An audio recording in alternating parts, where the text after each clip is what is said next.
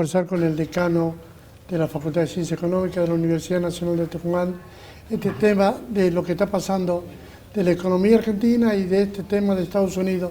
¿Cómo le va, contador? ¿Cómo está usted? ¿Qué tal, Germán? Buen día, muy bien. Bueno, cuénteme, ¿cuál es su impresión de todo esto? Así a nivel general. Bueno, lo que nosotros notamos y lo que los números también y la parte, digamos, de los indicadores va demostrando es que la política de estabilización, digamos, macro y financiera que tuvo la Argentina está llegando a un nivel, digamos, de tensión.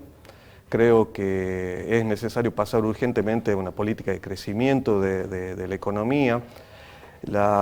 Todo el sector financiero y todas las variables financieras tienen actualmente una tensión muy importante desde el punto de vista político, desde el punto de vista social y también desde las mismas variables financieras, con lo cual estamos en una situación bastante compleja. ¿Hay posibilidades de solución? Creo que sí. Sin embargo, hasta el momento no hemos tenido definiciones exactamente de cuál va a ser el rumbo que va a tomar la política económica después de las elecciones.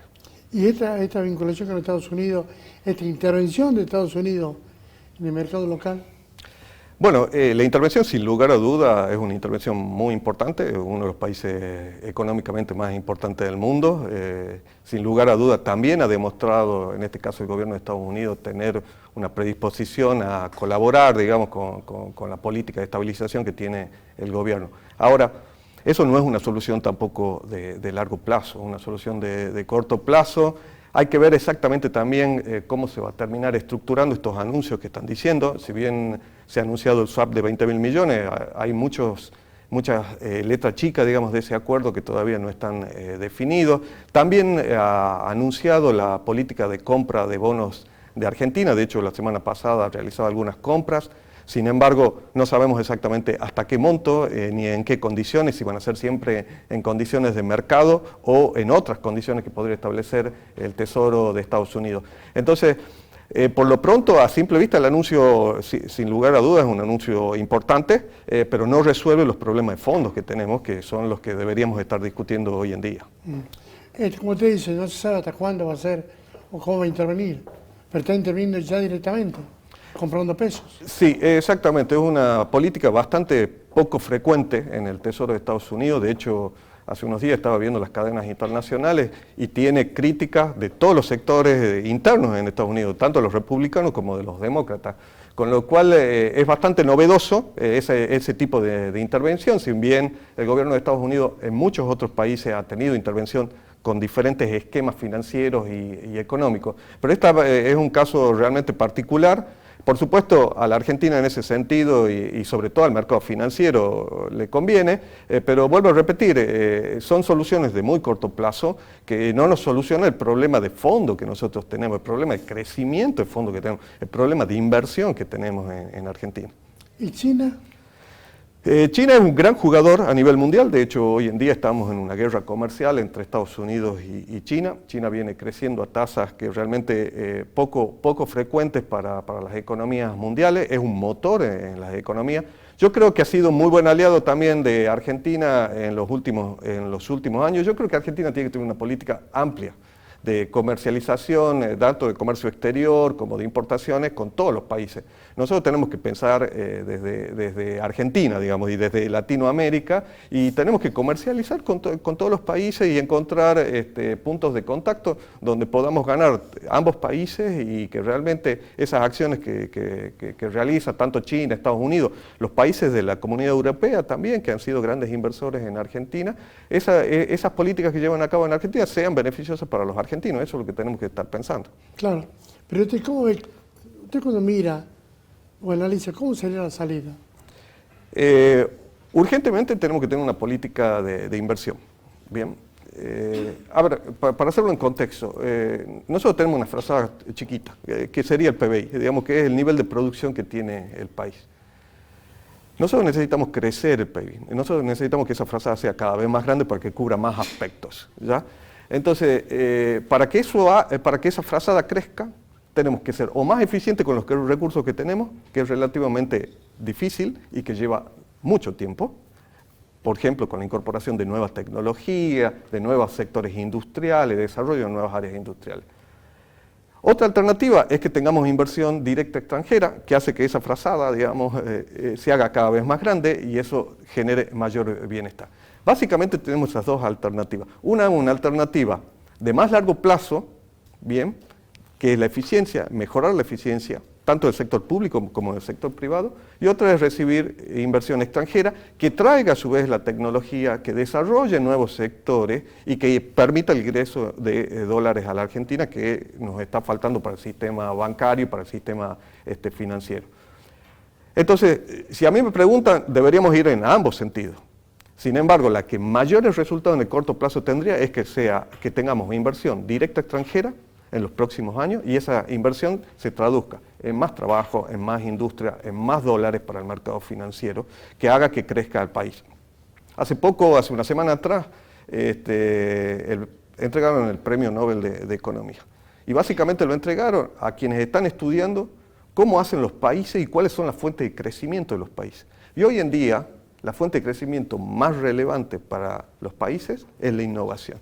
Nosotros tenemos que hacer inversiones directas extranjeras en innovación que nos permitan ser más eficientes en nuestras industrias, en nuestros recursos y podamos tener también nuevas empresas destinadas a esos sectores.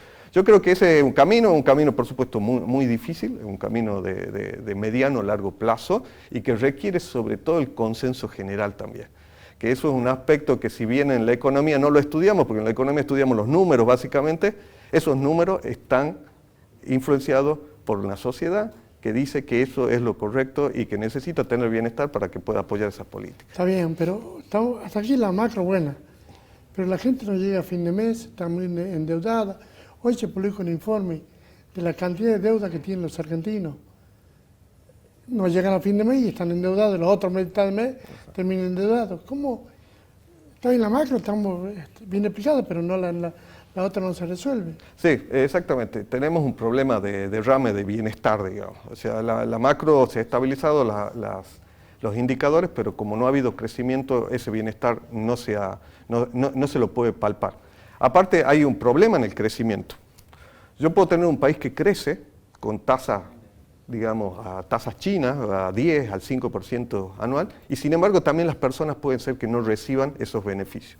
Ahí es donde el Estado tiene que actuar, en cómo distribuir el crecimiento en pos de toda la comunidad, tanto de las pequeñas y medianas empresas, de los trabajadores, de los sectores postergados, etcétera, etcétera. Yo creo que en este caso la política económica no ha buscado eso, su único interés ha sido la estabilización macro y financiera. Lo ha logrado en algunos sentidos, en otros sentidos no lo ha logrado, y ese ha sido su único objetivo. Por eso yo entiendo de que urgentemente hay que discutir una política de crecimiento que pueda beneficiar al sector privado, al sector público, a los trabajadores, a todos los sectores de la economía. Esa es la discusión de fondo que tenemos que tener. Ahora, hoy, sin lugar a dudas, estando a 2 o 3 semanas de las elecciones, es prácticamente imposible hablar de esa política. De hecho, todo el arco político, económico, está solo pensando en la estabilización hasta las elecciones, pero yo creo que posteriormente a las elecciones legislativas tenemos todos que discutir una política de crecimiento. Sin política de crecimiento, vuelvo de nuevo al mismo ejemplo y a la misma referencia. Es una sábana corta, es una colchita corta, que si la tiramos de un lado destapamos a alguien y si la tiramos del otro lado destapamos a alguien. Y por lo tanto nunca vamos a encontrar una solución sin crecimiento. Mire, para muchos este plan de estabilización es bueno, pero estabilizar no mandando a las provincias el impuesto de combustible, no mandando el transporte, el tema docente y sobre todo el crecimiento de la deuda externa. ¿Cuál es el negocio? ¿Está bien esto? Porque lo otro... Si usted mira esto, está bien, estabilizamos, pero la deuda externa se ha hecho el doble cuando empezaron. Exactamente. Pero ¿a qué costo esto? Más deuda, la gente mal. Bueno, justamente uno de los problemas que tienen los programas de estabilización, que si bien logran estabilizar la inflación, desestabilizan otras variables. De hecho, la economía es un modelo de equilibrio. ¿Qué significa eso? Que cuando yo muevo una variable, el resto de las variables de la economía se desestabiliza. Puede ser en buena medida o en mala medida. Sin lugar a duda, este programa que ha implementado el gobierno ha sido un programa enfocado casi 100% a 2 variables económicas. Una, la inflación y otra, el dólar. Sin embargo, todo el resto de las variables de la economía se desestabilizan. Tenemos tasas interbancarias y bancarias a niveles que hacen imposible cualquier tipo de inversión, hacen imposible el consumo. Váyase con descubierto ahora. Exactamente. Entonces, como programa de estabilización en el objetivo inicial está cumplido. Ahora, en el resto no está cumplido. Entonces, ahí es lo que tenemos que definir. ¿Cómo hacemos una política de crecimiento que mantenga las variables estas que son necesarias, pero que no son suficientes, y que podamos ir solucionando el resto de las variables? Es decir, una reducción de la tasa de interés, una reducción del nivel de pobreza, una reducción de las tasas de desempleo, una reducción de los niveles de endeudamiento, etcétera, etcétera. Vuelvo a repetir, la clave es el crecimiento. Si no tenemos crecimiento, es imposible solucionar este problema. Con lo cual, todo nuestro esfuerzo tiene que estar pensado en ello. Doctor, usted sabe que el tema liberal en la Argentina, la Facultad de Ciencia Económica de Tucumán, era más o menos un pilar del liberalismo, incluso más. Digamos que espero estudiar en la Facultad de Ciencia Económica. Sí, fue... Él obtuvo el posgrado en Ciencia Económica de Tucumán. Sí, fue alumno de posgrado. Sí. Fue alumno de posgrado, pero varios. De Pablo, todos estuvieron en Tucumán. Le hablo con las principales figuras. ¿Y por qué este gobierno es como que se considera autosuficiente 2 personas? Milei y Caputo, como podían manejar todo, y no consultaron a lo que saben. Bueno, ahí hay una cuestión ya de tipo personal y de quienes están conduciendo en este momento el gobierno nacional, creo que de autorreferenciamiento siempre, o sea, de que la solución la tienen ellos y no la tiene nadie más. Yo creo que es un error, la solución es colectiva. La solución debe ser planteada por todos quienes podemos colaborar. Creo que las universidades son, de hecho, gran parte de quienes forman parte de los económicos, no solo del gobierno nacional, sino de prácticamente todos los gobiernos de este país han sido formados en las universidades, o sea, con lo cual las universidades en ese sentido tenemos una gran responsabilidad cuando formamos nuestros profesionales, que después son los que van a terminar tomando las decisiones respecto de la política. Yo creo que tienen una autorreferencia constante, a mi forma de ver no es la mejor manera de encontrar soluciones más a una situación que requiere de una creatividad enorme y que debería haber múltiples opiniones desde el punto de vista técnico, de cómo encontrar estas soluciones que estamos planteando. Es verdad, nuestra facultad en este sentido ha sido gran formador de economistas sobre todo con una visión monetarista, que fue antiguamente la escuela de Chicago. Sin embargo, la economía ha ido evolucionando, de hecho ha habido muchos premios y muchos avances en la economía desde el punto de vista social, de que entendamos la economía no solo en términos de número, sino en términos de personas, en términos de bienestar. Y nosotros hoy, para darle un ejemplo, estamos trabajando mucho en economías no solo monetaristas, sino en economías del comportamiento, en economías sociales, en economías de género incluso, porque son nuevas áreas, o sea, la ciencia tampoco es estática.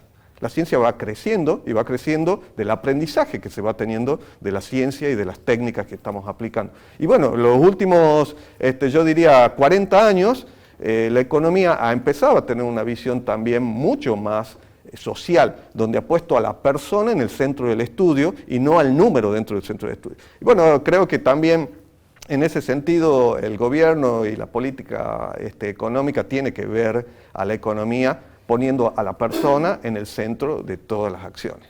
Gracias, contador. Gracias por venir. No, al contrario, muchas gracias. Señora.